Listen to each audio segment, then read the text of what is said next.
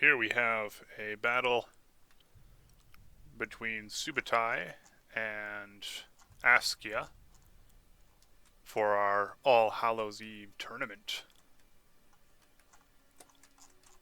I've always viewed Venice and Milan and other Italian factions there as very versatile on the battlefield and indeed on the campaign map. So on the campaign map you can of course pretty easily afford the wide variety of militia units they have, and you're capable of usually countering the specialist units of others by having these good old nationalist icons here.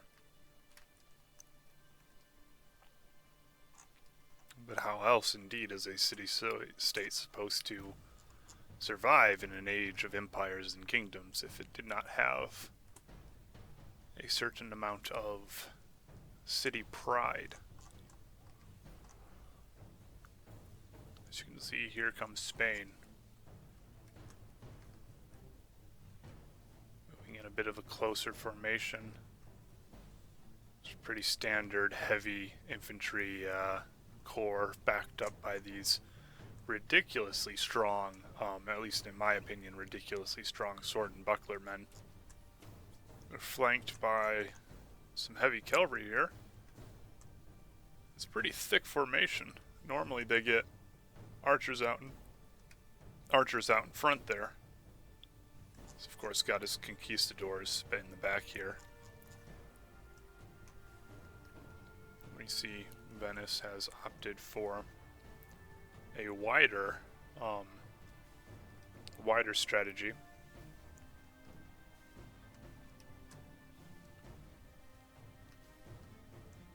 Looks like he's going to try to... Yeah, that's interesting. Not sure what he's going to do. Is he biding his time, hoping that Subutai will come in and attack him?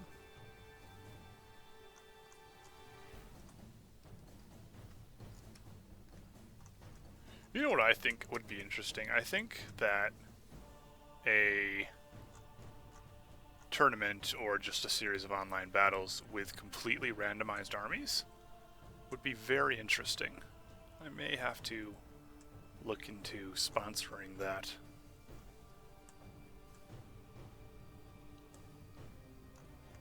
Similarly to Swissman's very general tournament that our site hosted a while ago,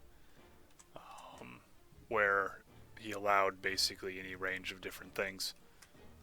As I'm sure most of you probably know, a lot of online battles with medieval to Total War here are controlled very rigorously by varying rules.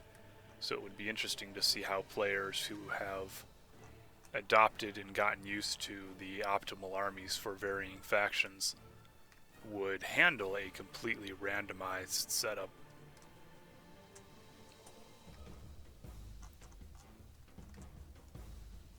I see now Askia's strategy. He is pounding away at the Venetian cavalry forces, and yet had backed up his advance quite well with his infantry. Let's see if he...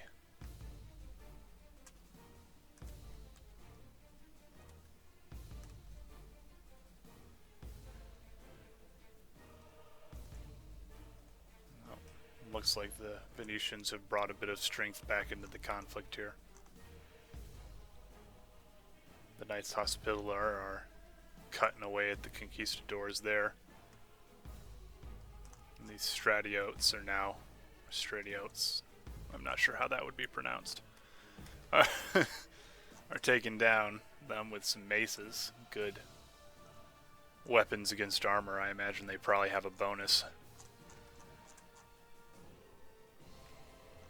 Oh, look at their dinky little shields.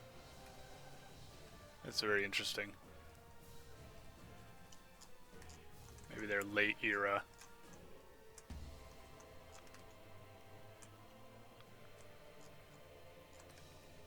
You see the Venetian forces moving in here. Looks like the Spanish have gotten a little scattered here in terms of their infantry. We'll see how that plays out for them. I also kind of wonder if this Carraccio standard here is doing Venice any good, or whether it has a battlefield-wide effect. I kind of doubt that it's battlefield-wide.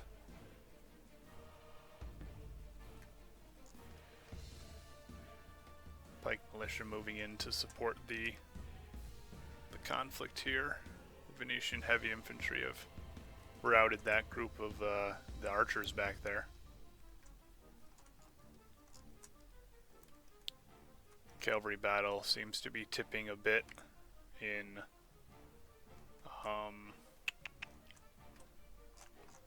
just a bit in Venice's favor. Oof. There goes some horses. It almost looked as though they impaled themselves on their friendly pikes, but I'm not sure that's a thing that they can do. Or maybe?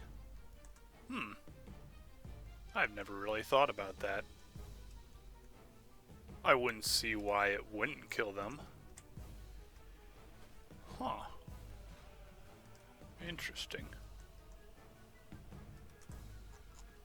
Either way, a good charge into the group of conquistadors there to kind of break them up. Spanish units are now heavily set upon. Kind of scattered. And while these crossbowmen are surely doing a good amount of damage, they're really quite exposed. And as soon as, yep, no more infantry defending their flank. Now, I think that is the turning point. Well, I think the turning point could be considered earlier, but as far as definitively, one could argue that Spain losing their troops they were using to defend these archer groups, and also losing the cavalry battle finally, is definitely going to have a huge and indeed battle-changing effect on how it comes out. Yet Spain is continuing to put forward a very good fight, though his conquistadors are dying.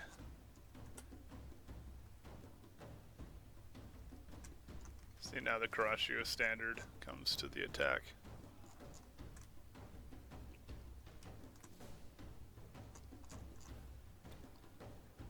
Conquistadors attacking the standard. Nice.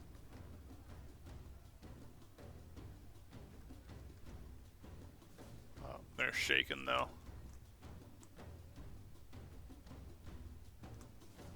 Hey, there we go. Looks like the Spaniards still have a good force of cavalry. I didn't take that into account earlier. That's pretty painful for the Venetians. And look at this. This group of heavy infantry has just cut down right through these crossbows.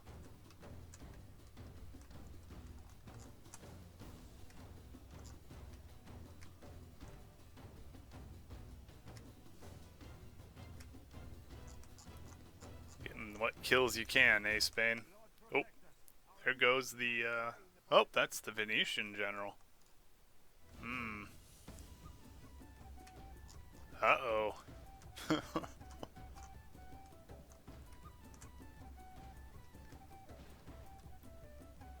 It's a rout.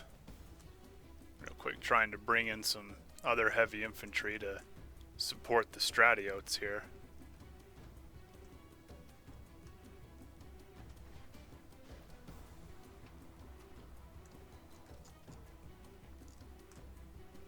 Well, Spain has certainly picked up, kind of turned this around. I guess my earlier prediction was wrong.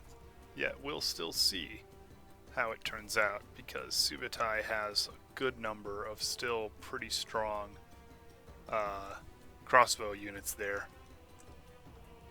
So as long as he can take down these conquistadors enough, he can definitely just kind of outrange the infantry. He's still got this standard group here. We're pretty good on the defense, and pretty good against cavalry too. No, cavalry in the flank is of course another matter.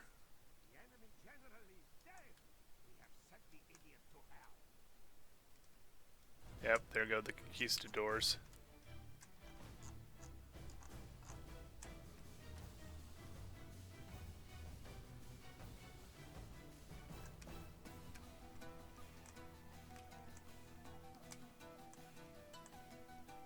And there goes the last one. The infantry fight is still over here. But it does indeed look like it's like Subutai is going to come through and win. It was indeed very close. Askia had a good strategy there, backing up his cavalry attack with his dense infantry formation. But I think he had a bit of a trouble when his infantry formation broke up to attack the varying groups of cavalry too much. And then he couldn't turn a strong enough line against Subutai's advancing infantry forces, which kind of, as you saw there, broke up and kept Askia's forces from consolidating and being able to form that line of battle there. So I think that particularly played a big part in the victory here. However, very close, very well fought on both sides. It's a big thing about Total War in general, really, is that ability to adapt very quickly to the varying situations in the battle, which both players did quite well here. So this was a battle from our All Hallows tourney. If you want to, well, obviously know about future tourneys, we usually get a very good number of players, and a lot of OLB players really like tournaments, we've observed, since they keep playing them and keep signing up for them. So either they hate it and are torturing themselves, or they really, really like it. Alright, so yeah, that's the end of that. I'm really bad at ending things, so here we are at the end of the battle. Woohoo, dead bodies everywhere, la-di-da-di-da.